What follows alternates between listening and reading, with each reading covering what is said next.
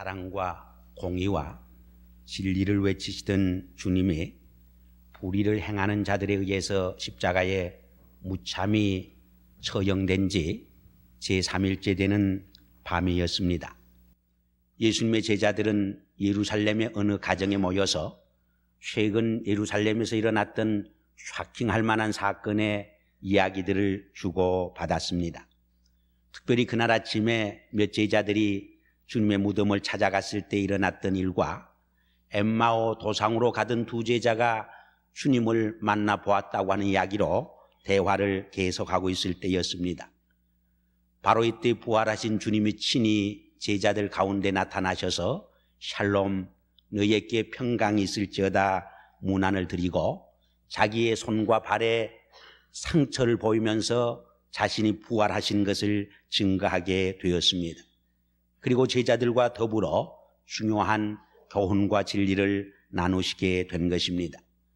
오늘 아침에는 예수님께서 부활하시어서 제자들에게 주신 말씀을 함께 묵상하는 가운데 주님의 말씀을 새롭게 생각해 보려고 합니다. 그럼 부활하신 주님께서 제자들에게 나타나시어서 주신 말씀의 내용이 무엇입니까? 첫째로 36절 하반절에 보면은 샬롬 평강이 너희에게 있을지어다 하는 말씀이었습니다. 이것은 단순한 인사를 의미하지 않습니다. 형식적인 인사를 뛰어넘어서 그들에게 참 위로와 기쁨, 용기와 격려를 주는 축복의 말씀이었습니다. 사실 그들은 지금 주님께 책망을 받고 꾸중을 들어도 마땅하고 부족한 때였습니다. 그런데 주님은 그들을 찾아오시어서 오히려 샬롬의 위로와 축복을 더해 주신 것입니다. 바로 여기에 주님의 사랑과 은총이 잘 나타나 있습니다. 페이손이라고 하는 분도 이때 주님의 방문이 전적으로 은총의 방문이 된 이유를 다음과 같이 설명을 했습니다. 첫째로 이때 예수님의 제자들은 그러한 위로와 축복을 받을 만한 자격을 상실하고 있는 때였습니다. 그들은 비겁자요 어떤 의미에서는 실패자였습니다. 주님을 그토록 사랑하노라 고백한 베드로도 3번씩이나 주님을 부인한 때였습니다. 그럼에도 불구하고 주님이 그들을 찾아오시어서 오히려 위로하시고 그들을 격려하시고 새로운 용기와 힘을 북돋아 주신 것입니다. 두 번째로 이때 제자들은 예수님이 다시 살아나셔서 자기들을 방문해 오리라고 기대도 못했고 그러한 준비도 전혀 하지 못한 상태였습니다. 그러나 주님은 그러한 일들을 개의치 아니하시고 오히려 사랑으로 제자들을 찾아주신 것입니다. 세 번째로 주님의 제자들이 참으로 주님을 필요로 하는 그러한 절박한 상태에 빠져 있을 적에 주님은 저들을 찾아주신 것입니다. 만일 주님이 그때 그들을 찾아주시지 않았다고 하면 그들의 믿음과 소망과 용기는 소멸될 수밖에 없는 그러한 극한 상황 속에 빠져 있을 적에 주님은 그들을 찾아오시어서 그들을 외면하지 아니하시고 용기와 새 힘을 북돋아 주신 것입니다. 찬송가 363장 작사자 호프만도 이렇게 읊었습니다.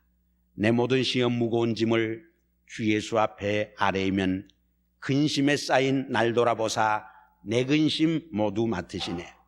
무거운 짐을 나 홀로 지고 견디다 못해 쓰러질 때에 불쌍히 여겨 구원해 주리 은혜의 주님 오직 예수. 네 번째로 제자들이 실패와 좌절감 속에 빠져 있을 적에 주님은 찾아오셔서 그들에게 샬롬의 은총을 더해 주신 것입니다. 제가 프린스턴에서 공부하고 있을 적에 한 학생이 가끔 패스포드에서 사진 한 장을 꺼내가지고 쳐다보면서 싱긋 웃곤 했습니다. 저는 처음에는 아마 애인의 사진을 좀 들여다보는가 보다 그렇게 생각을 했습니다. 근데 어느 날 옆에서 슬쩍 사진을 쳐다보니까 엉뚱한 사진이었습니다. 그래서 제가 그 이유를 물었습니다. 그랬더니 그 학생이 그런 간증을 제게 들려주었습니다. 거기 자기가 티네이저 때 찍은 사진과 그 옆에 있는 분은 자기의 삼촌이고 거기 좋은 자동차가 하나 있었습니다. 삼촌이 좋은 고급 자동차를 하나 탔는데 티네이저 때 그것을 좀 타고 싶은데 탈 수가 없습니다. 그래서 어느 날 몰래 삼촌에게 허락도 받지 않고 차를 몰고 나갔다가 큰 교통사고가 나서 차가 왕창 부서지고 자기도 몹시 다쳤습니다. 자기가 아픈 것은 고사하고 이제 삼촌이 와서 혼날 생각을 하니까, 기합을 받을 생각을 하니까 얼마나 걱정이 되고 염려가 되었는지 모릅니다. 그러나 삼촌이 오시어서 책망하고 꾸중한 것이 아니라 오히려 다치지 않았니? 울고 있는 자기를 향해서 사내 대장부가 그 적은 일로 울기는 왜 울어? 오히려 위로하고 자기를 붙들고 하나님 앞에 감사의 기도를 드려주었다고 하는 것입니다. 근데 그 삼촌이 몇 년 전에 세상을 떠났다는 것입니다. 그래서 그 삼촌이 보고 싶을 때마다, 그리고 마음이 울적할 때마다 그 사진을 꺼내 보노라면 그렇게 위로가 되고 그렇게 새로운 용기와 힘을 얻게 된다고 고백하고 간증하던 말을 지금도 생생히 기억합니다. 종교개혁자 마틴 루터는 그가 종교개혁으로 몹시 피곤해 지쳐있을 적에 이렇게 명상록에 기록을 했습니다. 시험이 많을수록 하나님의 자비가 증가하고 고통이 더할수록 하나님의 은혜도 더해지는 것입니다. 나의 인내 창고가 꽉 차버리고 내 힘이 거의 막판에 달하고 내 자원이 고갈되어 가는 때 하나님의 은혜는 겨우 시작하고 있는 것입니다. 하나님의 사랑은 한도가 없습니다. 하나님의 능력에는 울타리가 없는 것입니다. 하나님은 예수 그리스도 안에서 우리에게 무엇인가 주고 싶어 하시는 것입니다. 하나님은 세상이 어두울수록 빛이 필요하다고 하는 사실을 잘 알고 계시는 것입니다. 이렇게 기록을 했습니다. 부활하신 주님은 지금도 우리를 성령으로 찾아오시어서 우리에게 속삭입니다. 믿는 자에게는 결코 절망이 있을 수 없다고. 그러므로 주님의 부활을 믿는 우리는 괴로워도 참고 의심의 안개 속에서도 인내하며 앞이 캄캄하고 휘하게 파도가 밀려와도 두려워하지 아니하고 용기를 지니며 세상의 부조리와 불의가 세력 앞에서도 넘어지지 아니하고 굳건히 서며 전진해 가는 삶을 사는 것입니다. 왜냐하면 우리는 지금도 하나님이 역사하고 계심을 믿기 때문입니다. 이 어두운 역사의 밤에도 하나님은 새벽을 일깨우시고 안개를 해치실 바람을 준비하고 계심을 알고 있기 때문입니다. 하나님은 이 폭풍의 소용돌이 속에서도 반드시 새 소망의 무지개를 비춰주시고 의심의 안개와 죄악의 구름을 헤치고 밝고 광명한 태양을 바라볼 수 있는 새날을 우리를 위해서 준비하고 계시는 까닭입니다. 이 믿음 있기에 진정한 크리스찬에게는 절망이 있을 수 없습니다. 실패도 성공이 되고 상처도 훈장으로 바뀌어지는 기적의 삶을 살아갈 수 있게 되는 것입니다. 그래서 한 크리스찬은 이렇게 고백을 했습니다. 실패는 우리가 실패자임을 의미하지 않습니다. 다만 그것은 아직 성공하지 못했음을 의미할 뿐입니다.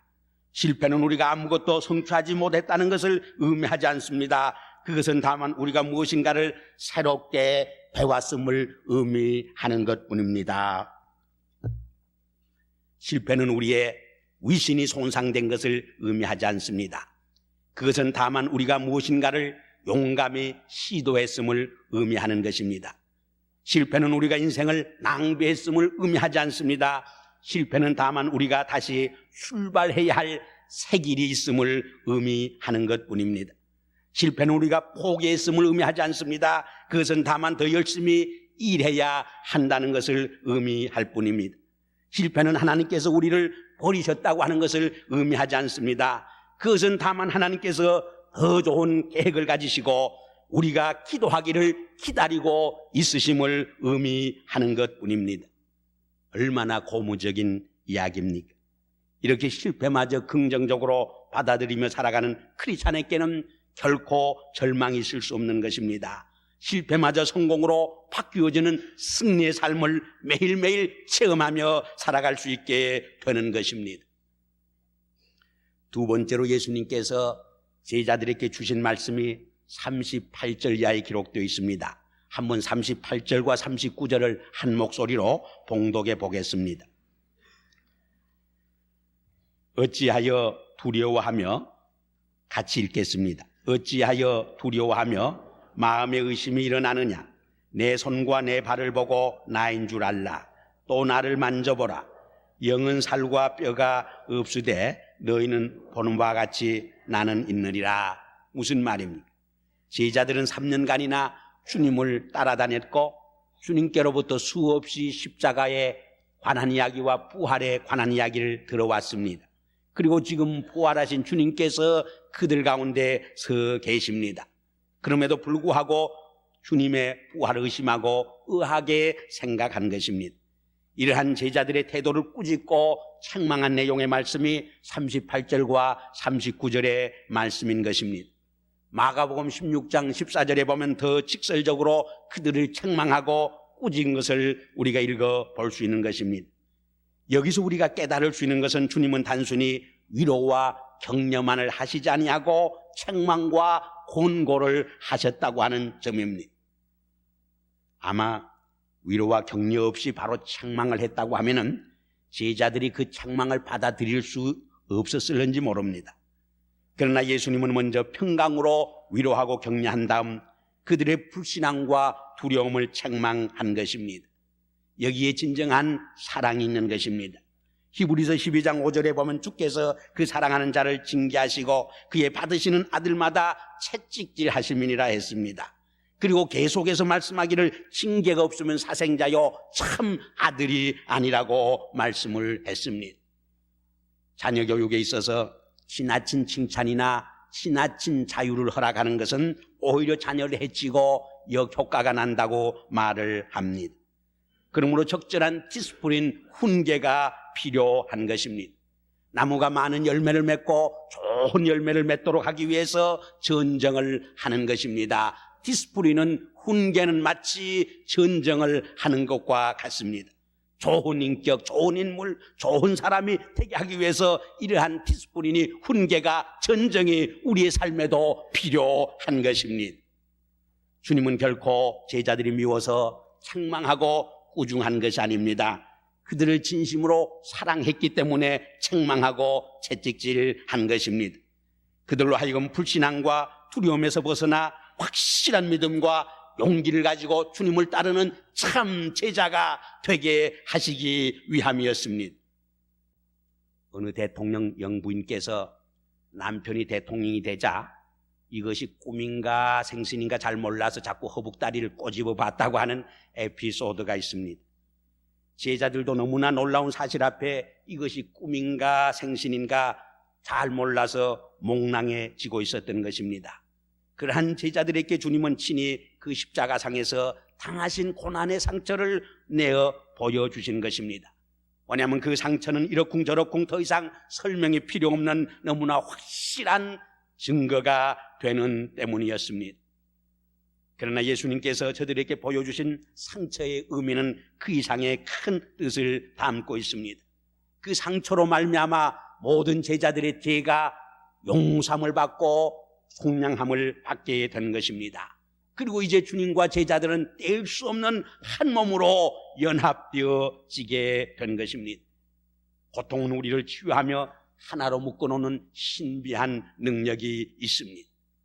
제가 가끔 적은 모임에서 그런 이야기를 했습니다마는 여기 암으로 다리를 하나 끊은 환자가 있다고 가정을 합시다. 두 다리가 싱싱한 사람이 찾아가서 한 다리가 없어도 산다고 위로하면 위로가 되지 않습니다. 오히려 반발이 생깁니다. 너도 한 다리 끊어봐라, 그런 마음이 듭니다. 그러나 병으로 한 다리를 잃어버린 환자가 의족을 하고 찾아가서 나도 한 다리를 잃어버렸지만 이렇게 열심히 운전도 하고 열심히 살지 않느냐 위로를 하면 차원이 달라집니다. 가슴이 찡해집니다. 눈물이 핑 돕니다. 얼마나 큰 위로가 되는지 알 수 없습니다. 이것이 고통이 주는 신비한 치유의 힘이요 연합의 능력이 되는 것입니다. 그뿐만 아니라 주님의 손과 발에 못 잡은 앞으로 제자들이 받아야 할 주님의 남은 고난을 상징해 주는 것이기도 했습니다. 그리스도는 머리요 우리는 그 지체입니다. 그러므로 지체된 우리는 그리스도의 남은 고난을 감당해야 할 사명이 있다고 하는 것을 우리는 기억해야 하는 것입니다. 바울은 갈라디아서 6장 17절에서 이후로는 누구든지 나를 괴롭게 말라, 내 몸에 예수 그리스도의 흔적을 지녔노라 고백한 일이 있습니다. 물론 주님은 우리가 홀로 고통당하지 않도록 버려두시지 않는 것입니다. 그 고통을 언제나 함께 져주십니다. 아니 내가 지고 쓰러질 적에 주님이 대신 나를 대신하여 그 고통의 짐을 져주시는 것입니다. 세 번째로 주님은 제자들의 마음을 열어 성경 말씀을 깨우치고 깨닫게 했습니다. 우리가 오늘 본문 바로 앞에 보면은 엠마오 도상의 두 제자들도 부활하신 주님이 나타나셔서 성경 말씀을 잘 풀어 깨닫게 해주셨다고 했습니다. 그때 그들의 마음이 뜨거워졌다고 했습니다. 음식을 함께 나누어 잡수므로 그들의 어두운 영안을 띄어 부활의 세계를, 진리의 세계를 바라보게 하셨다고 했습니다. 우리 인간은 인간의 마음을 열 수가 없습니다. 어두운 눈을 밝힐 수가 없습니다. 그러나 주님은 성령의 역사를 통해서 돌 같은 우리의 완악한 마음을 녹일 수가 있습니다. 깨우칠 수가 있습니다. 신령한 세계를 바라볼 수 있도록 우리의 영안을 띄울 수 있게 되는 것입니다. 이렇게 제자들의 마음을 영안을 띄어서 성경에 기록된 말씀이 바로 십자가의 사건과 부활의 사건 속에서 완성되었다고 하는 것을 깨닫게 하신 것입니다. 그리고 한 걸음 더 나가서 이 십자가의 도와 부활의 기쁜 소식을, 그리고 회개의 메시지를 예루살렘에서 시작해서 모든 족속에게 전파할 증인이 되라고 사명을 부탁하시게 된 것입니다. 예수님이 공생애에 나서면서 전한 첫 메시지가 회개하라 천국이 가까웠다고 하는 회개의 메시지였습니다. 이제 마지막으로 자기의 생을 종결지으면서도 바로 이 회개 메시지를 예루살렘에서 시작해서 모든 족속에게 전하라고 부탁함으로 말씀을 끝내고 있습니다. 여기서 우리가 생각해 봐야 할 중요한 몇 가지 교훈이 있습니다. 하나는 누가가 이 말씀을 기록할 적에 십자가와 부활의 사건을 회개의 메시지와 동일시했다고 하는 것입니다. 그것은 둘이 아니라 하나라고 하는 것을 암시해 주고 있다고 하는 것입니다. 왜냐하면 참된 회개란 십자가와 부활의 복음을 떠나 이루어질 수 없기 때문입니다. 회개란 결국 그리스도 안에서 내가 죽고 그리스도와 더불어 새롭게 사는 새 삶을 의미하는 때문입니다. 그러므로 회개는 하나님의 은혜와 무관해서 이루어질 수 없는 것입니다. 그럼 좀 구체적으로 참된 회개 삶을 위해 필요한 요소가 무엇인가 살펴보는 것이 도움이 될 줄 압니다. 첫째는 믿음입니다. 물론 회개가 먼저냐 믿음이 먼저냐 하는 문제는 오랫동안 논쟁해온 과제입니다. 전통적으로 두 개의 다른 주장이 있습니다. 회개가 먼저고 믿음이 다음이라고 주장하는 견해와 믿음이 먼저고 그 다음이 회개라고 주장하는 두 개의 견해가 있습니다. 후자에 의하면 참 믿음이 없이는 죄를 죄로 깨달을 수 없고 진정한 회개를 할 수 없다고 주장을 합니다. 자관 이 두 견해는 닭이 먼저나 달걀이 먼저냐 하는 논쟁과 비슷하다고 말할 수 있습니다. 저는 이 회개와 믿음은 동시적인 사건이라고 이해를 하고 싶습니다. 왜냐하면 참 회개 없이 우리는 진정한 의미에서 믿을 수 없는 것이고 크리스찬이 될 수 없는 것이며, 반면에 믿음 없이 참된 회개를 우리는 할 수 없는 까닭입니다. 두 번째는 고백입니다. 진실과 정직을 말할 수 있는 컨페션입니다. 세 번째는 성결된 삶입니다. 우리의 회개는 말로 멈춰서는 안 됩니다. 후회로 끝나서도 안 됩니다. 거룩한 성결된 삶으로 이어져야 하는 것입니다. 그리고 회개의 결과입니다. 그것은 죄에서 해방되고 자유함을 얻는 것입니다. 그리고 사죄의 은총에서 오는 기쁨과 평강을 누리게 되는 구원의 축복인 것입니다. 어떤 주일학교 선생님이 학생들에게 세상에서 가장 달콤한 감정이 뭐냐 물었더니 어떤 학생이 사랑이라고, 어떤 이는 소망이라고, 또 어떤 학생은 감사라고 기쁨이라고 여러 가지 대답을 했습니다. 마지막 학생이 회개입니다 하고 눈물을 흘리면서 자기 죄를 고백했다는 이야기입니다. 회개하는 자에게 참 평안과 샬롬과 구원의 축복이 약속되어지는 것입니다. 회개 그 자체는 마라처럼 쓰지만은 그 열매는 참으로 달콤한 것입니다. 그리스도 안에서 새 생명, 새 생활이 약속되어지는 것입니다. 둘째로 생각하려고 하는 것은 바로 이 새 생활을 위한 회개 메시지, 즉 십자가의 도와 부활의 복음의 증인이 되라고 부탁하신 말씀입니다. 여기서 증거한다고 하는 말처럼 소중한 말이 없습니다. 10년 전 혹은 2000년 전에 이루어진 사건이지만은 어떤 이의 증거를 믿음으로 받아들일 적에 그것은 오늘의 나의 사건으로 현실화되어집니다. 나의 오늘의 구원의 사건으로 체험되어질 수 있는 것입니다. 물론 믿지 않을 적에 나와는 아무런 상관이 없는 사건으로 끝나고 마는 것입니다. 여기서 그러나 우리가 증인이 되려고 하면 적어도 몇 가지 요소가 있음을 기억해야 합니다. 그것은 첫째로 친히 보고 체험한 사람만이 진정한 의미에서 증인이 될 수 있다고 하는 점입니다. 재판에서 내 의견이 어떠냐, 내 생각이 어떠냐 묻지 않습니다.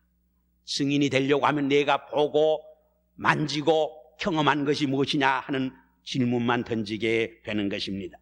우리가 십자가의 사건과 부활을 친히 체험할 수 있을 때만이 진정한 의미에서 주님의 복음에 대한 승인이 되고 증거자가 될 수 있는 것입니다. 두 번째로 증인이 되려고 하면 증거하는 사람에 대한 뜨거운 사랑과 헌신의 마음이 있어야 합니다. 그러한 사랑과 헌신이 없을 적에 이리저리 끌려다니면서 증인 노릇을 결코 할 수 없는 것입니다. 세 번째로 증인이라고 하는 말트리아는 순교자라고 하는 뜻입니다. 증인이 되고자 할 적에 때로는 생명의 위협을 받습니다. 생명까지 바쳐야 하는 것입니다. 셋째로 이 회개 메시지, 십자가의 도와 부활의 복음을 예루살렘에서 시작해서 모든 족속에게 전하라고 하시면서 약속해 주신 약속이 하나 있습니다. 그것은 위로부터 능력을 주실 때까지 예루살렘을 떠나지 말고 기다리라고 하는 말씀이었습니다. 그것은 보혜사 성령을 주시겠다고 하는 하나님의 약속이었습니다. 증인의 사명을 바로 감당하기 위해서는 이 성령의 능력을 힘입을 때만이 우리는 바로 감당할 수 있다고 하는 것을 우리에게 말씀해 주시는 것입니다. 이제 몇 주일이 지나면 세교회당 세교육관으로 이전하게 됩니다. 우리가 세교회당 세교육관으로 이전하는 것도 중요하지만은 더 중요한 것은 우리가 새 인격, 새 사람으로 들어갈 수 있느냐가 더 중요한 과제입니다. 그리고 성령의 능력을 힘입어 참으로 주님의 십자가의 도와 부활의 증인의 사명을 감당할 수 있느냐가 더 중요한 우리 크리스찬의 과제인 것입니다. 그때 우리 삶이 더욱 흥황한 삶이 될 것이고 우리 교회가 더욱 흥황하는 교회로서 이 시대와 이 사명을 향한 이 시대와 이 사회를 향하여서 하나님의 증인의 사명을 완수하는 놀라운 생동적인 교회가 될 줄을 확실히 믿는 것입니다. 이러한 축복이 우리와 함께 하시기를 주의 이름으로 기원합니다. 기도하시겠습니다. 아버지 하나님, 부활하신 주님께서 제자들에게 나타나셔서 위로하시고 격려했듯이 삶에 지친 우리를 찾아오시어서 격려하시고 축복하여 주시옵소서. 또한 우리의 부족과 잘못을 사랑으로 채찍질하여 주시옵소서. 아버지여, 우리의 어두운 눈을 떠서 부활하신 살아계신 주님을 바로 바라볼 수 있게 하여 주시옵소서. 그리고 이 살아계신 주님에 대한 증거, 증인의 사명을 감당할 수 있는 결심과 결단을 안고 이 성전을 떠나가는 이 아침이 되게 도와주시옵소서. 예수 그리스도 이름으로 간절히 기도드리옵나이다. 아멘.